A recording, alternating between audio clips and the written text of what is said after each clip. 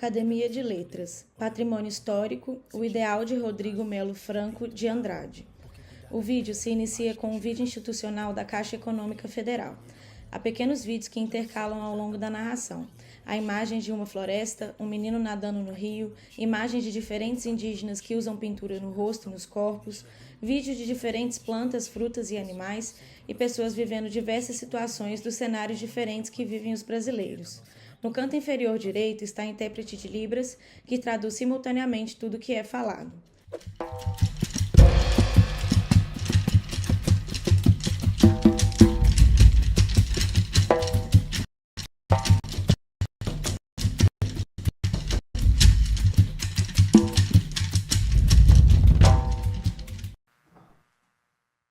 A roda de conversa acontece em uma sala que possui paredes brancas. Possui duas janelas de madeira do lado direito e do lado esquerdo, de tom azul escuro. Cadeiras foram dispostas na sala, destinadas à plateia. No fundo da sala, encostado na parede, está um grande banner do terceiro Free Paracatu, com o tema e design em tons de amarelo, roxo, vermelho, branco e verde. No banner à direita, há um grande quadro branco com as logomarcas dos patrocinadores do evento, e acima há uma televisão que transmite ao vivo a imagem dos intérpretes de Libras, que traduzem simultaneamente tudo o que é falado. De frente ao banner, há 3 poltronas brancas dispostas de frente para as cadeiras da plateia. À sua frente, há uma mesinha que carrega garrafas com água. A apresentação inicia-se com Daniela Prado de pé, segurando um microfone, apresentando os convidados. Ela é uma mulher branca de cabelos castanhos ondulados, cujo comprimento lhe vai até os ombros. Ela traja camisa laranja e calça preta. Leva no pescoço o crachá dos participantes do evento. Os palestrantes se assentam nas 3 poltronas viradas para a plateia. Da esquerda para a direita, a primeira pessoa sentada é Beto Mateus, um homem moreno de cabelos curtos, cacheados, de tom castanho escuro. Ele traja camisa azul marinho, estampada com o design em amarelo do terceiro Free Paracatu e calça bege. Leva no pescoço o crachá dos participantes do evento. A segunda pessoa sentada é Bernardo Melo de Franco, um homem branco que possui cabelos curtos de tom escuro. Ele traja camiseta de botões de mangas compridas azul e calça jeans escuro. Usa óculos redondos de aro preto e leva no pescoço o crachá dos participantes do evento. A terceira e última pessoa sentada é Clara Alvim, uma senhora branca de cabelos muito lisos e grisalhos, cujo comprimento lhe vai até a altura das orelhas. Ela traja camiseta de mangas compridas bege e calça cinza azulado. Usa óculos redondos de aro em tons de marrom e leva no pescoço o crachá dos participantes do evento. Mas ao final da roda de conversa, a plateia é convidada a interagir com os palestrantes. Os que falam se levantam e recebem o microfone. Ao longo da apresentação, de tempos em tempos, é possível ver em alguns ângulos da câmera, que variam ao longo do vídeo, a plateia de frente ao palco, e ela está cheia. No canto inferior direito do vídeo em questão estão os intérpretes de Libras, diferentes mulheres e homens que trajam sempre camisa preta. Estes intercalam ao longo do vídeo. Eles traduzem simultaneamente tudo o que é falado. Também no canto inferior direito do vídeo, lê-se terceiro Free Paracatu. Sem mais delongas, vou passar a palavra para você, Bento. Muito obrigado, Bernardo. Boa tarde a todos. Eu sou o Beto, moreno, cabelo ainda preto, né? Vestindo a blusa azul marinho aqui com a marca desse festival, desse importante festival literário de Paracatu.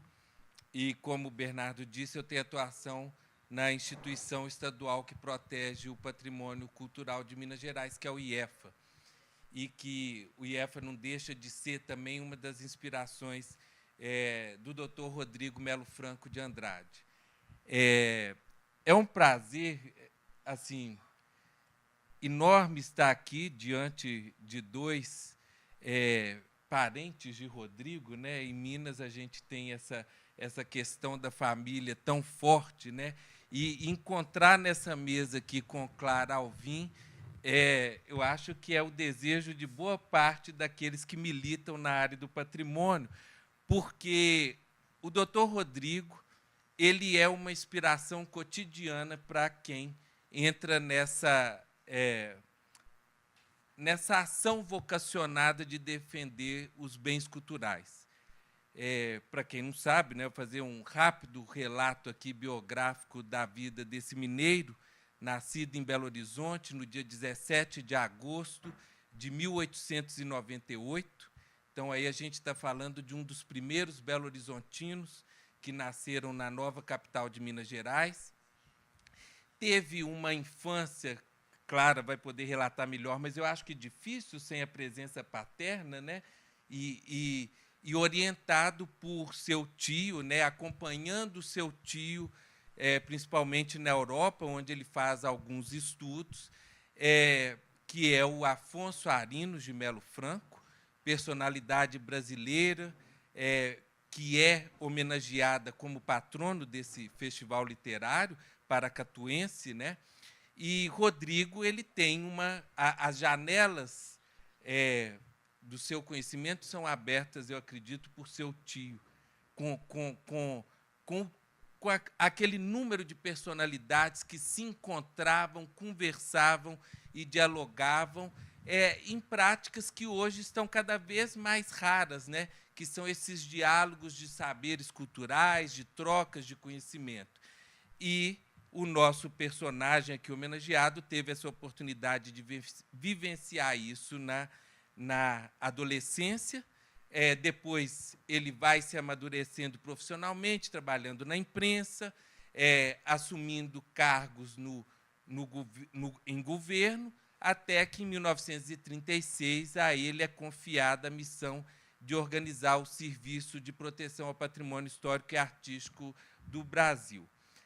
E o doutor Rodrigo ele assume essa função sempre com diálogo, e aí nós estamos falando assim, de uma sociedade formada pelos principais intelectuais que a gente conhece hoje, e principalmente do período modernista, né? A saber, Mário de Andrade, ali amigo muito próximo, com quem eles trocaram toda as ideias de organizar o Decreto-Lei 25, que foi promulgado em 30 de novembro de 1937 e que realmente inaugura a política de preservação do patrimônio cultural brasileiro. E ali ele vai ficar até 1967, né, como diretor-presidente dessa instituição, que hoje a gente conhece pelo nome de IPHAN. E seria muito interessante que nós observássemos esse caso raro na administração pública brasileira de um servidor público que chega a 30 anos de dedicação a uma instituição e num cargo de comando. Isso eu acho que deve ser quase inexistente nos quadros da administração pública brasileira, porque o que a gente mais conhece hoje é a troca sistemática e que impede o desenvolvimento de programas e projetos. E isso não acontece com esse profissional, o Rodrigo Melo Franco, que ele vai criar essa instituição e vai administrá-la por 30 anos, e isso é fundamental para consolidar a política de preservação do patrimônio cultural brasileiro e lançar as bases para o que a gente faz hoje no campo da preservação do patrimônio. Tem um trecho aqui do livro Rodrigo Isfan, publicado ainda na época da Fundação Pro Memória, e que é uma leitura interessante, porque ele está dando boas-vindas a Renato Soeiro, que o sucedeu em 1967, na administração do ISFAM, e o doutor Rodrigo ele diz assim: a tarefa que se depara ao arquiteto Renato Soeiro é estimulante pelos objetivos a alcançar, mas dura e mortificante, pois acarreta a luta contra a incontinência do poder econômico, a resistência dos interesses particulares contrariados, a incompreensão e a ignorância nos vários planos de nosso meio social. Não há, entretanto, missão mais enobrecedora do que esta a ele confiada, tão certa é que cabe à sua repartição servir à causa do patrimônio, no que ela contém de mais alto, visando proteger valores que, ao invés de criar antagonismo entre povos, propicia entre eles a aproximação e o entendimento, na medida em que semelhantes valores constituem os bens comuns do patrimônio da cultura universal. Quando a gente vê o Dr. Rodrigo falando isso para o Renato Soeiros como boas-vindas e diz dos dilemas, eu acho que o Dr. Rodrigo está apresentando ao próprio Renato Soeiros as encruzilhadas pelas quais ele passou desde 1936. Porque preservar patrimônio cultural no Brasil é enfrentar diariamente essa obstinação econômica na destruição dos bens e dos valores culturais. E como o Dr. Rodrigo assume que constituir o IPHAN e proteger o patrimônio era elemento principal de preservação da identidade brasileira, a gente vê o tanto quanto ele se incumbiu dessa tarefa. E eu acho que o próprio retrato que eu faço do Dr. Rodrigo é o trabalho, a semelhança da grandiosidade do patrimônio cultural brasileiro. A diversidade dos nossos bens culturais protegidos em todos os estados da nação, essa diversidade, e que, se eles não conseguiram, ainda no tempo da existência do Dr. Rodrigo, chegar ao que hoje a gente chama de patrimônio cultural imaterial, as bases para a preservação desse patrimônio material estão em 1936. E isso a gente observa pelos próprios textos do Dr. Rodrigo.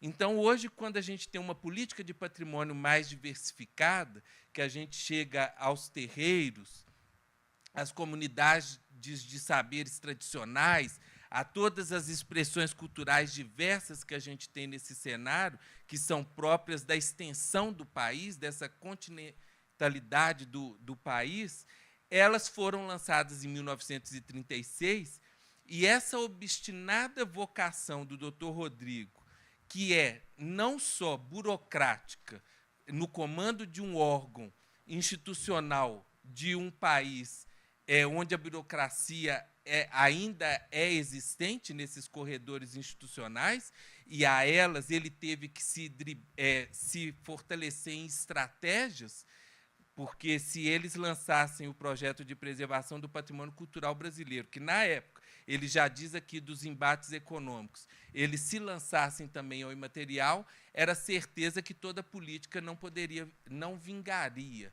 Tamanho seria a resistência da própria sociedade brasileira em assumir os valores da sua diversidade. Então, isso, estrategicamente, ele consegue fazê-lo através de uma política forte que atravessa diferentes governos os mais incríveis possíveis que ele não poderia se deparar, porque ele sai de um governo ditatorial, lembrando que o Estado Novo tinha sido instaurado em 10 de novembro, em 30 ele conquista já essa lei de proteção ao patrimônio, e aí ele vai vir para a sucessão de governos, onde os quais ele vai assumir essa condição de ser o doutor patrimônio e implantar essa religião que até chegou a ser chamada de rodriguismo, né? Aqueles que se associavam à causa de preservação do patrimônio cultural. Então, como vocês podem ver, é um personagem aí definitivo e basilar assim, para a política de proteção dos nossos bens culturais.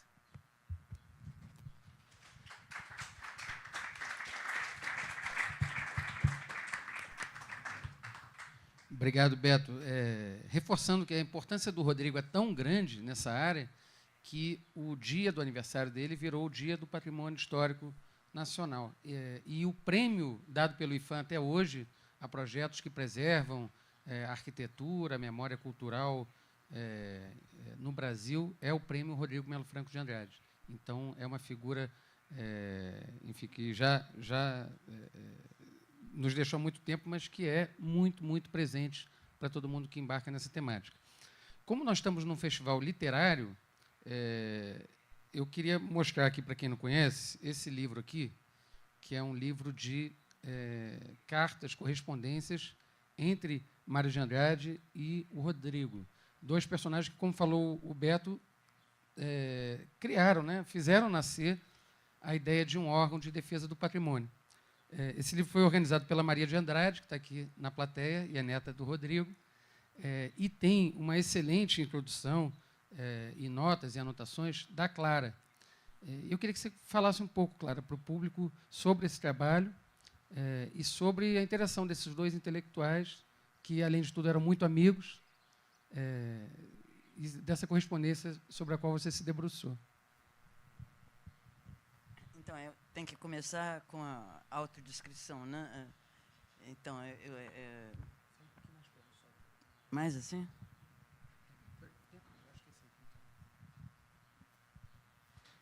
Então, eu sou mulher, né? Morena, com uma blusa areia e uma calça azul. Então, eu acho que basta como descrição. Então, eu achei várias coisas muito interessantes na introdução dos dois. Eu acho que, antes um pouco de entrar na amizade e na importância da construção que meu pai, Rodrigo, e Mário de Andrade têm na instituição da ideia do patrimônio e na construção do início do que veio a ser o IPHAN, né? Eu queria voltar à ideia que o Beto repisou, que eu acho muito importante, né? Que é a ideia da identidade, né? Há um momento em que, numa dessas falas de meu pai, em que ele fala que o patrimônio nacional é realmente a identidade, não é? Que você hoje em dia a gente tá tão importante falar em soberania nacional, né? É exatamente o que ele diz em 30 e tantos, em 40 e tantos, né?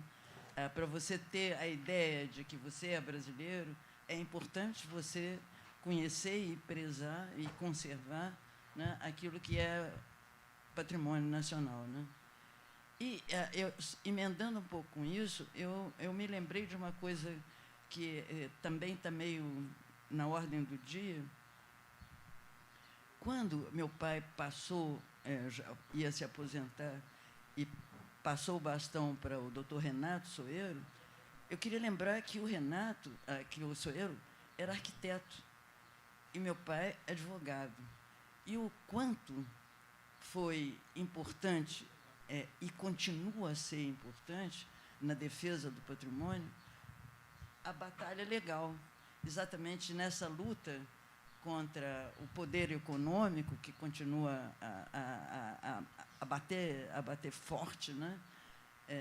E a bater mais do que a gente pode imaginar no cotidiano, né? É impressionante o quanto os valores, sejam eles edificados, sejam eles imateriais, né, são atacados pela ganância, né, pela ganância. E, nesse sentido, a advocacia, o direito, né, é a arma mais importante não, mas irmã do conhecimento, né, e a partir do conhecimento, do amor que a gente deve ter ao que é nosso, ao patrimônio, né, que é o que é o Brasil, né, na verdade é isso. Bom, aí, saltando um pouco para o que Bernardo estava provocando, né? Como Bernardo, meu pai era jornalista, né? Antes de ser o diretor lá do IPHAN, né? Ele era jornalista, e como jornalista, não apenas ele tinha ideia, conhecia, se interessava pelo modernismo e pelos modernistas, né? Mas ele, como diretor de um dos jornais mais importantes da época, ele tinha a possibilidade de convidar modernistas, como é o caso de Mário de Andrade, para escreverem no jornal. E, nesse sentido, né, já divulgarem as riquezas de Ouro Preto, de outras cidades mineiras e brasileiras, né? E Mário de Andrade foi, na verdade, o primeiro convidado pelo então ministro Capanema, né, que era ministro da Educação e Cultura do governo Getúlio Vargas, né, o primeiro convidado foi Mário de Andrade, que fez um esboço do que viria a ser o IFAM. Um esboço muito interessante e que é muito adiantado no tempo, porque ele já prevê a questão dos bens imateriais, né? Ele tinha aquele interesse extraordinário na cultura popular, né? E ele já prevê a proteção. E aí é engraçado, quer dizer, é um problema, é uma questão que eu acho interessante da gente pensar, que mais tarde a gente vai ver que, em sendo advogado e em sendo extremamente realista, que eu talvez não possa dizer o mesmo de Mário, no bom sentido, né? Realista no sentido de ter noção mais dos perigos, mais noção da onde poderia vir o perigo, etc., né? Então, na legislação, na primeira legislação dos tombamentos, etc., né, não figura com importância a questão dos bens imateriais, muito pela percepção que, desde o começo, meu pai teve da dificuldade muito maior ainda do que é proteger o bem cultural imaterial, o bem cultural popular. Proteger o bem cultural popular, eu sei disso porque eu trabalhei nisso também, é muito mais complicado, bem mais complicado. Você luta com um outro tipo de obstáculo, que não é apenas o econômico, mas é o social, né? Bom, eu dei um salto assim.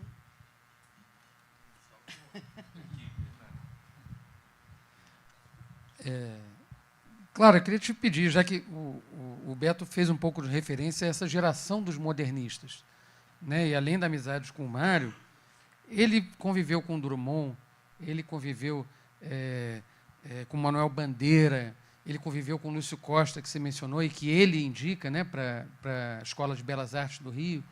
Queria que você falasse um pouquinho dessa geração, da importância dessa geração e de como é que o teu pai, sendo um personagem que atuou mais no bastidor do que os outros, né, dentro do aparelho do Estado, como um servidor público, na melhor expressão das palavras, como é que ele usou esses talentos a serviço do bem público e da preservação cultural no Brasil?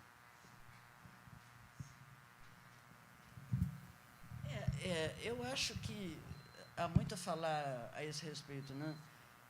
Eu me lembro que nos anos 70, mais ou menos, houve quase uma moda da crítica ser muito severa em relação aos intelectuais que trabalharam sob o governo Getúlio Vargas, sob a ditadura de Getúlio Vargas, né?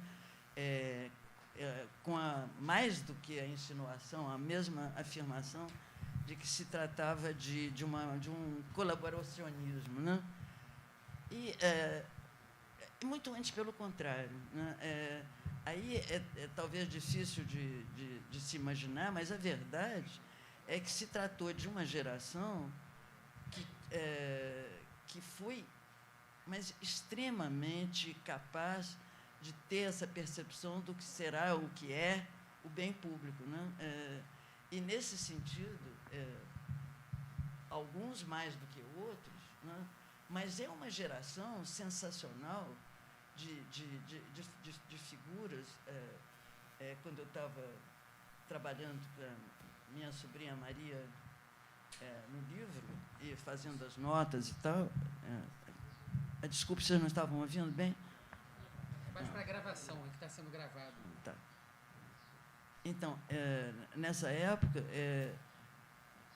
eu percebi, ao fazer as notas, né, mais do que eu imaginava, o quanto essa geração de intelectuais, de pessoas, foi capaz, nos mais variados pontos de vista, de uma capacidade de invenção, de criação de instituições, de coisas que a gente hoje em dia dá de barato, que existem, e não existem à toa, existem e frutificam graças à capacidade de percepção do que o que era bem público e de botar a cabeça, de botar a inteligência, de botar a sua vida a serviço da criação disso, né? É uma geração que a gente não deve deixar perder, né? É uma geração que deve simplesmente servir de exemplo e que, nesse sentido, não tem nada de colaboracionismo com ditadura, muito antes pelo contrário, né? Não quero me desenvolver nisso, mas muito antes pelo contrário. Então, voltando à questão dos modernistas, né? Eu acho que havia também aí uma qualidade muito específica, voltando à personalidade aí de Rodrigo, ele tinha uma espécie de primeiro, ele era muito estudioso, né? Lia loucamente e tal, mas ele tinha uma percepção de artes plásticas, percepção e conhecimento, né? E também de literatura.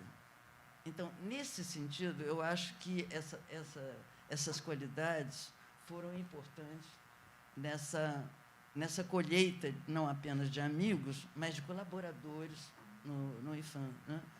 Que foram figuras essenciais. E uma outra, digamos assim, uma outra capacidade dele foi a capacidade de indicar pessoas para cargos importantes, que foi o caso do Lúcio Costa, que ele, muito cedo, convidou para diretor da Escola de Belas Artes, e tudo que decorreu de importância de tudo isso, que acaba em Brasília, na criação de Brasília, né? Uma outra coisa que pouca gente sabe é que quem apresentou o Oscar Niemeyer ao Juscelino foi papai. Tem coisas assim muito engraçadas, mas ele era muito capaz dessa interação e indicação. Então, muito mais ampla do que eu estou contando, não, mas foi digamos, uma qualidade importante no IFAM e de alguma forma, para o Brasil, né? Me adiantando mais, digamos, nos amigos modernistas, né? Aí, digamos, essas qualidades, ele era jornalista, né? Nesse livro, tem a correspondência dele com Mário de Andrade, o número de vezes em que ele afirma que não é escritor é impressionante. Toda hora ele diz que não é escritor. Eu trouxe um livro aqui para provar o contrário, mas depois a gente fala disso. Ô, Clara, mas ainda ficando nesse campo da convivência, aí eu quero pedir uma coisa que só você pode nos contar, pela tua experiência de vida, que é o seguinte: Manuel Bandeira almoçava na sua casa toda semana. Seu pai levava Drummond para o trabalho, de carro, dava carona. Conta um pouquinho desse convívio assim, mais saboroso para a gente. Manuel Bandeira era convidado toda vez pela semana, uma vez por semana jantava lá em casa. Gilberto Freire, quando vinha de Pernambuco, também vinha. Havia Gastão Cruz, tinha terças-feiras do Gastãozinho e tal. Enfim, os escritores iam muito à minha casa. Bandeira, mais do que os outros, inclusive era padrinho do pai de Maria, Joaquim Pedro, que foi cineasta e tudo, né? E Manuel Manula, né? Era muito, muito chegado a meu pai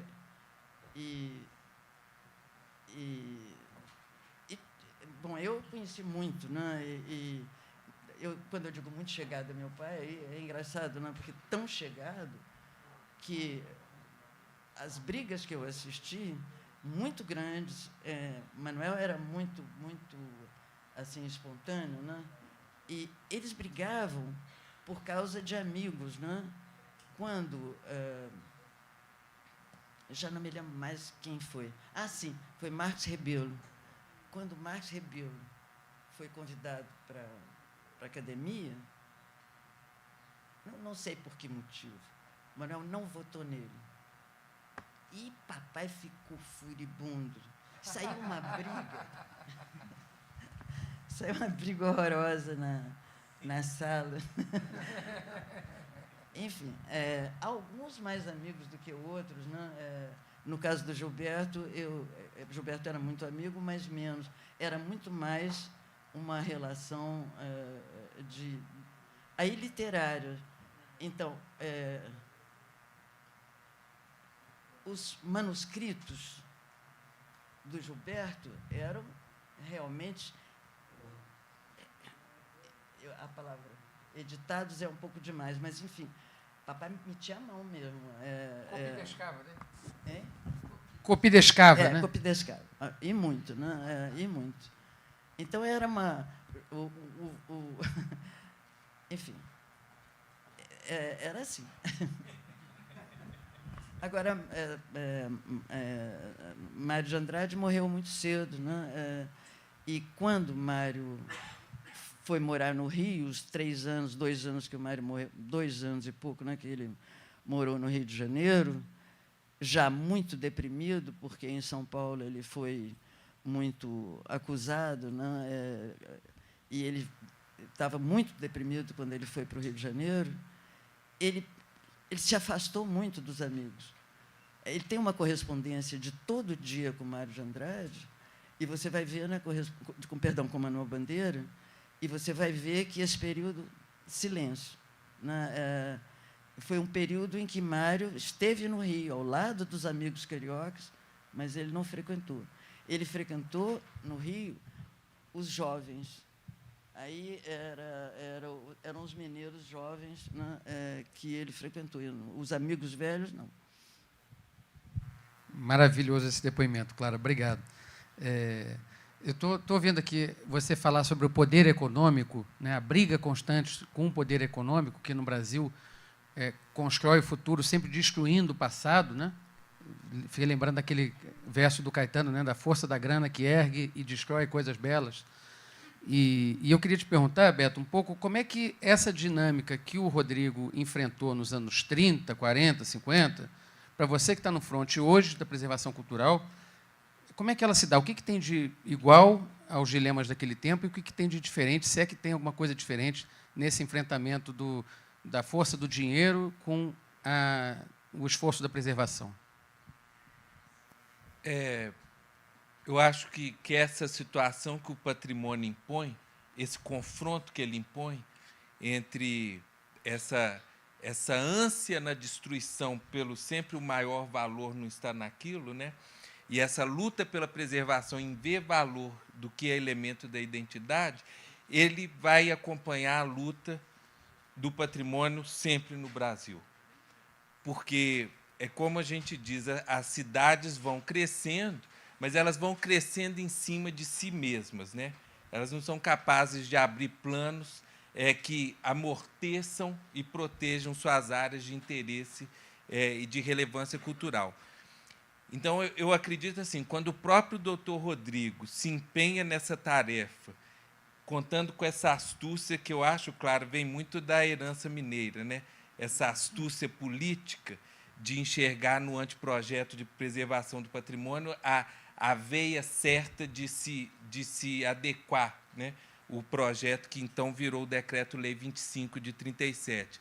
Então, essa astúcia, essa estratégia de preservação do patrimônio é algo que deve acompanhar o trabalho do agente de preservação. Então, essa astúcia, essa questão de se defender nos elementos concretos que a própria sociedade reconhece, como você disse, da legislação, do embate jurídico, né? Então, acredito que, por exemplo, igual o patrimônio imaterial, ele só foi efetivamente preservado a partir de um decreto em no ano 2000. Mas, em 1984, o IPHAN protegeu o terreiro da Casa Branca por meio da lei de 37, do tombamento. Isso é o quê? Isso é uma estratégia para poder conseguir fazer a preservação cultural, mesmo que seja por um elemento que não corresponde à totalidade da energia dele, porque patrimônio é energia. Então, eu acredito que essa astúcia, essa estratégia, esse vencer, o mais difícil de se vencer nesses casos da preservação está nos governos, porque esses, sim, conseguem desidratar as instituições com o contingenciamento de verbas, e aí vem a criatividade de buscar apoio na iniciativa privada para poder conquistar. Então, assim, essa astúcia e estratégia, ela se volta tanto para dentro quanto para a sociedade. Eu acredito que a sociedade se beneficia da preservação do patrimônio cultural, mas nunca é no prazo imediato. É sempre a médio e longo prazo que as sociedades, a comunidade, né, a gente sempre lembrar dessa palavra muito defendida por Aloysio Magalhães, já no final dos anos 70, dentro do IPHAN, que a comunidade é a melhor guardiã do patrimônio, e essa mesma comunidade que é escalada para essa defesa, então aí você já tem um grupo ali coeso em defesa desse patrimônio, essa mesma comunidade é aquela que, ao longo do prazo, vai se beneficiando dessa preservação. E isso é uma experiência que a gente pode citar até no caso de Paracatu. O quão é agradável um festival literário numa cidade que consegue manter a harmonia do seu casario. Aqui em Minas Gerais, a gente está se deparando com torres residenciais, empresariais, confrontando as torres das matrizes, e que isso é muito sério, né? E aqui a gente consegue ver essa permanência da volumetria do casario, como que é bom, como que é agradável andar, como que o vento, a brisa chega, a brisa atravessa a cidade. No meu caso, Belo Horizonte, que a gente construiu tantos prédios na Serra do Curral, que a brisa, os ventos frios de Nova Lima não chegam mais à cidade, né? Então, a preservação do patrimônio cultural é uma benesse que vai ser percebida ao médio e longo prazo. E, no imediato, a gente tem essa comunidade aí, dentro dessas astúcias e estratégias, para poder ajudar-nos a defender o patrimônio. Obrigado, Beto. Só para mostrar, gente, a atualidade dessa discussão, eu queria lembrar um caso que está em debate no Rio de Janeiro agora, nesse momento. Existe uma praça, para quem não conhece a cidade, que é conhecida, é a Praça Mário Lago, conhecida como Buraco do Lume. Fica exatamente no coração do centro do Rio de Janeiro, do lado ali do Largo da Carioca. Essa praça, ela hoje se divide entre uma área que está de pedras portuguesas, onde tem ali, inclusive, uma atividade política muito conhecida, deputados que prestam conta ali às sextas-feiras, em cima do banquinho, e tem uma metade dessa área que é uma área verde, que originalmente seria destinada à construção de um edifício. A empresa quebrou, a tal empresa Lume, por isso Buraco do Lume, mas virou um patrimônio da cidade, virou uma área verde, onde as pessoas descansam, fazem o seu almoço ali com a quentinha, o pessoal que trabalha nos escritórios do centro, aproveita uma sombra, um pouquinho de ar puro. Pois bem, agora, nesse momento, a Assembleia Legislativa do Rio, há 2 ou 3 anos, destombou essa área, e isso é importante para mostrar que, às vezes, não basta tombar, tem que zelar pelo tombamento, porque os políticos e os grupos de interesse que estão por trás deles operam para destombar aquilo que estava tombado. Nesse caso, era a legislação estadual, né? Então, destombaram a área, e essa semana o prefeito do Rio está defendendo publicamente a construção de mais um espigão. O centro do Rio, para quem não circula por lá, está cheio de laje vazia, prédios que estão abandonados por falta de ocupação, falta de dinâmica financeira mesmo na cidade. Mas a especulação imobiliária, mesmo assim, está conseguindo tomar uma área verde da cidade para construir mais um espigão. E para quê? A pretexto de habitação popular, mas, na prática, para fazer Airbnb, para fazer apartamento de locação curta de 30 metros quadrados. Então, só para mostrar como é que essa questão tá tão presente. Voltando aqui à nossa temática literária, e eu já mostrei um pouquinho aqui, Clara, esse aqui é o Velórios, é o único livro de ficção do Rodrigo, é um livro de contos que é maravilhoso, é uma das coisas mais curiosas que eu já li, porque é um livro cuja temática é morte e velório, e que nasceu no dia que o Rodrigo vai ao velório de um colega de repartição, e volta e recebe um incentivo para escrever a respeito. Mas ele não gostava muito de que se falasse nisso, então eu queria que você contasse essa história para a gente, Clara. Pequena, na minha primeira infância, eu me lembro no escritório da minha casa, as estantes do escritório de meu pai eram cobertas de livrinhos dos velórios, porque acho que no dia seguinte, 2 dias depois da publicação, ele recolheu os livros todos e ficaram lá, ficaram no escritório. Eu acho que eu ainda tenho 1 ou 2 volumes azulzinhos da primeira edição. Ele recolheu, né? Ficou um pouco de mistério, né, de por que ele tinha recolhido. Ele dizia que achava que não tinha qualidade, que não era bom, e que ele recolheu, né?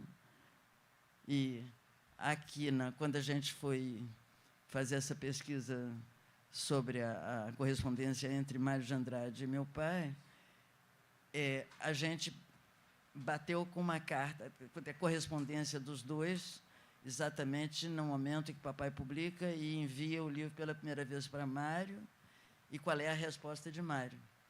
E Mário não gostou. Bem, não é que Mário não tenha gostado. Mário não gostou de uma determinada questão. É que num dos contos de Velórios, há um personagem nordestino, que é um político, que tem características assim, ele é um político muito espontâneo, e, ao ser muito espontâneo, ele era mal educado, ele tinha maneiras rudes, maneiras primitivas. E, ao mesmo tempo, como ele era rico, ele era muito mandão, e aquele sentimento de proprietário, ele chega na fazenda dele com um sentimento de propriedade. E acontece que esse personagem era tuberculoso e queria levar um médico, né? Como ele era rico, ele contratou um médico para ir com ele esse período na fazenda, ele ia descansar para melhorar da saúde e tal, e o médico o acompanharia. Então, esse segundo personagem, médico, já é um personagem mais intelectual, mais bem educado, mais pouco falante e muito observador, e vai, aos poucos, tendo uma noção e se sentindo muito desagradado com aquelas maneiras de proprietário que tratava mal os trabalhadores da fazenda e se impunha e implicava com ele, médico, implicava não como médico, mas implicava porque ele ficava lendo, ficava descansando, em vez de se levantar e ter uma atitude mais afirmativa, digamos assim, porque o médico era meio deprimido, né? Características muito opostas ao do outro personagem, né? Então, ao criticar o livro, Mário toma o partido, isso aqui é engraçado, ele toma um partido como se aquilo não fosse literatura, como se fosse verdade. Ele toma um partido firme do proprietário, do nordestino, muito na medida em que o Mário era o protetor da cultura popular e assim por diante, né? Então, Mário toma o partido do proprietário e toma a antipatia do médico, que tinha aquilo que Mário caracteriza como distância do popular, distância daquilo que seria mais espontâneo, né? E cai em cima. Ora, eu, pelo menos, logo percebi que, ao fazer essa crítica, na verdade, esse personagem médico era muito a projeção do criador, né? A projeção do próprio autor, que tomou imediatamente a si a crítica. E, calou a boca, não disse mais nada, e pronto. Então, eu fiz a ligação. Por que aqueles livros estavam todos no meu escritório, no escritório do meu pai? Eu acho que ele tomou a sério aquela crítica e recolheu. Tomou tanto a sério. Não, não, mas é engraçado que eu acho que seu pai se autocensurava bastante, né? Porque ele dá, nos 20 anos de comemoração do SFAM, ele reúne a equipe toda, o Rubem Braga testemunha esse episódio, ele reúne a equipe toda, dá um pito em todo mundo, ele fala assim mesmo, um pito, né? Chama atenção, ele faz como se fosse uma análise de onde era para estar e não estava, mas o principal culpado era ele mesmo, né? Daquela situação. Então, você vê como que ele se entregava nas questões. E na abertura de Velórios, no texto do prefácio, se diz, né, que todo mundo ansioso para ler o livro, mas o próprio autor não dava acesso, recolhia, né? A gente teve uma edição em 36, né? E depois uma já pós-mortem, né? Depois. Ele nunca deixou. Não houve... Só depois que ele morreu é que fizeram edições, né? E tem essa edição aqui, que é a que eu tenho, Clara, que é da Kozak Naif, a melhor, de 2004, né? Que é uma edição muito legal, quem tiver interesse, ainda tem nos sebos por aí. E ela tem, assim, nada mais, nada menos do que, na Fortuna Crítica, a carta do Mário de Andrade para ele, falando do livro, mas tem Sérgio Buarque de Holanda e Antônio Cândido, elogiando a qualidade literária, o valor dessas narrativas. São 8 contos, sendo que, segundo diz aqui o Humberto Werneck na orelha do livro, só 2 foram inventados. Os outros 6 foram personagens, coisas que ele viu, que ele viveu e que ele recriou na literatura com um enorme talento. Enfim, não posso deixar o tempo acabar, e está quase, sem puxar um pouquinho a brasa para minha sardinha e falar do Rodrigo, jornalista. O Rodrigo teve uma atuação longa na imprensa brasileira. Ele trabalhou em vários veículos de expressão nacional como colaborador e também como dirigente, como editor, como redator-chefe. Ele foi diretor do O Jornal, que, na época que o Rio era capital, tinha bastante importância. Era o jornal do Chateaubriand, dos Diários Associados. E também escreveu na revista O Cruzeiro, no estado de São Paulo, no estado de Minas, né? Nesse livro aqui, que é um livro também muito bacana, chamado Rodrigo e Seus Tempos, editado pela Pró-Memória, eu acho que é parecido com essa tua edição, né? É o Rodrigo e Isfan. Eles estão esgotados. Estão esgotados. Pois é, esse aqui eu roubei do meu pai. Tinha 2, eu roubei 1. E aí tem um texto aqui que eu marquei para ler um pouquinho para vocês, que é publicado em 1926, na Revista do Brasil. Portanto, um texto que vai fazer 100 anos, logo no ano que vem.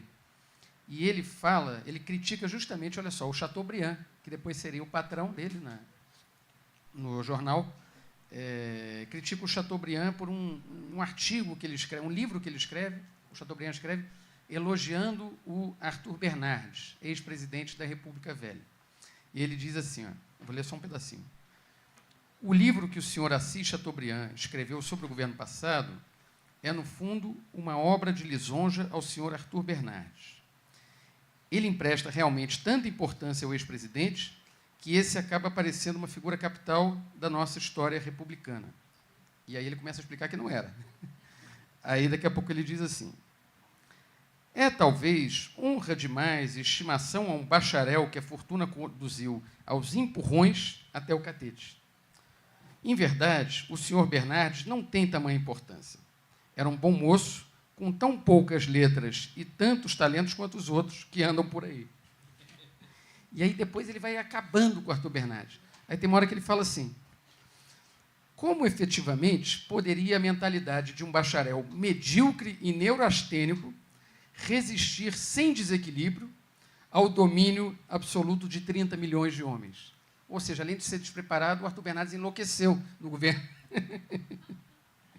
E aí depois ele fala assim: seu governo fez menos mal à nação do que a ele próprio. Para o próprio senhor Bernardes, é que a presidência teve piores consequências, dando-lhe aquele ar de estadista de que se morre cedo entre nós. Então, assim, um cronista político também muito arguto da política do seu tempo. Seria engraçado pensar o que ele estaria escrevendo hoje em dia, né, Clara?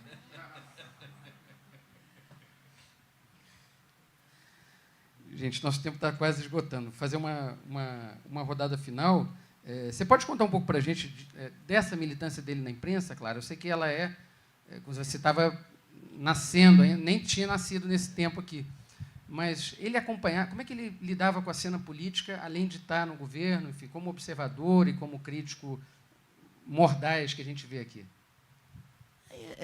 Eu acho que é o teu negócio. O trabalho absorveu tanto e tanto meu pai, né, que ele, na verdade, só escrevia. Tem momentos em que ele se queixa que não há pouquíssimo tempo eu estava vendo uma correspondência dele com o Carlos Drummond, exatamente sobre a papelada, que ele chama papelada. Eu fico envolto numa papelada de tal ordem que eu não posso ultrapassar, não posso escrever outra coisa que não seja de trabalho, né? Então, em termos de jornalismo, o máximo que ele fazia era ter que responder a ataques, né? Ou elogios, mas, enfim, era sempre uma correspondência aí, de trabalho sempre, né? Não era espontânea, nem mais política, né? Porque ele não podia, a essa altura dos acontecimentos, misturar uma coisa com outra, né? Eu acho que tem uma importante, exatamente nesses últimos momentos aí do que a gente está junto, de lembrar que qualquer um de nós pode chamar a atenção do IEFA, do IFAM, que alguma coisa está sendo destruída. Porque a gente tem que ter essa noção de que o patrimônio é nosso. E nós temos esse poder. Nós podemos e devemos. Né? O que está há muitos anos acontecendo é que parece que são os órgãos oficiais que têm sempre a obrigação. E os órgãos oficiais lutam, como o Beto disse, né, não apenas com a questão do poder econômico e político, mas lutam com a falta de verba, com o ataque de dentro. Né? Então, enquanto a população e cada um de nós não tiver essa noção, nada vai para frente. Né? Toda vez que eu chego no Rio de Janeiro e que eu atravesso a cidade e olho a Igrejinha da Glória, eu me lembro que tinham erguido um edifício que ia tapar a igreja. Houve uma briga judicial que foi ganha e destruíram, acho que, alguns andares que iam fazer a igreja desaparecer. Quer dizer, foram poucas as vitórias, mas é uma coisa sensacional que eu me lembro. E aí o Lúcio Costa fez aquele plano inclinado, aquela coisa, né, da subida que você sobe pelas pedras, né, que é lindo e preserva o patrimônio daquele. E eu, como professora de literatura brasileira, me lembro de dar aula sobre o romance de Alencar, Lucília. Lucília pontificava onde? Na Igrejinha da Glória. Então, é uma coisa interessantíssima da gente lembrar, que está na história do Brasil, na história da literatura, e que essas brigas, que são brigas horrorosas, que a gente não pode imaginar o que implica de esforço emocional, né, que é muito grande, é importante que todos ajudem. Né? E um outro episódio que eu acho também digno de lembrança foi o dia que o Jânio Quadros resolveu destombar. Se não me engano, era Getúlio Vargas, uma das avenidas mais importantes, ele resolveu, de uma penada, destombar, exatamente favorecendo o poder econômico e tal, vamos abrir e tal. E meu pai imediatamente entregou o cargo. Então, fique com meu... E aí houve uma grita, isso daí é que foi importante, houve uma grita nacional, né? E aí quem voltou atrás foi o Jânio, né? Foram 2 raras vitórias, na verdade, de quem? Nossa, né? Dos que sentiam que o patrimônio é nosso, é obrigação nossa, né? Eu acho que essa lembrança é essencial. Acho que não tem uma forma melhor de terminar essa mesa. Então, gente, muito obrigado pela presença de todos. Obrigado por todos.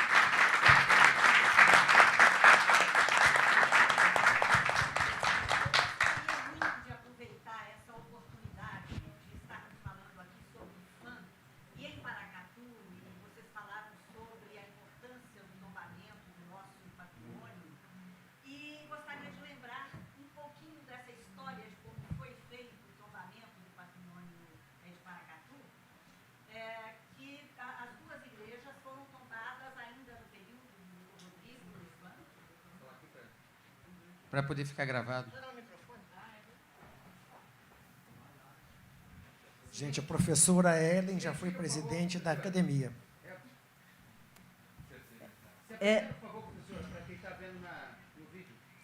Eu sou Ellen Ulloa, sou historiadora e sou membro da Academia de Letras.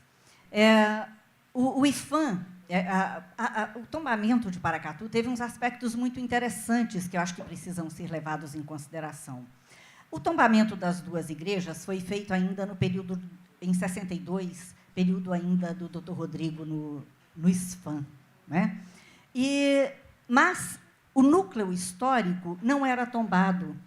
E ele foi tombado em 87 por uma lei municipal, com a ajuda do Promemória, que é um órgão do IFAM, e foi feito isso por uma iniciativa popular de Paracatu, o movimento cultural de Paracatu, tentando preservar o que é hoje a Casa de Cultura, que estava em ruínas, foi procurar o IFAM deu apoio, e as pessoas que vieram para fazer a pesquisa e fazer o restauro da Casa de Cultura, do que é hoje a Casa de Cultura, que na época era um casarão, em ruínas, eles se empolgaram com o que ainda havia de bens preservados aqui, mas também se assustaram com a rapidez com que esses bens estavam caindo e sendo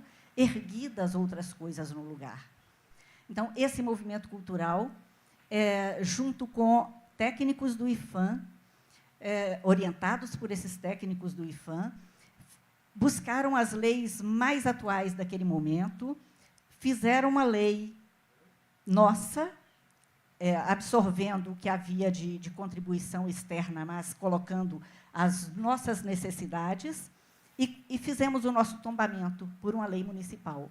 Só em 2010, o IFAM tombou também, nacionalmente, esse núcleo. Mas é um caso interessante, os boletins do IFAM falam dessa peculiaridade, que não foi um tombamento de cima para baixo, não foi imposto, não foi o IFAM que veio e disse, vamos tombar, mas foi algo que nasceu da vontade popular e das brigas também, porque aqui também não foi pacífico, né?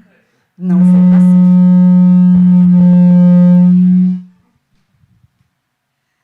Muito obrigada por ter me ouvido.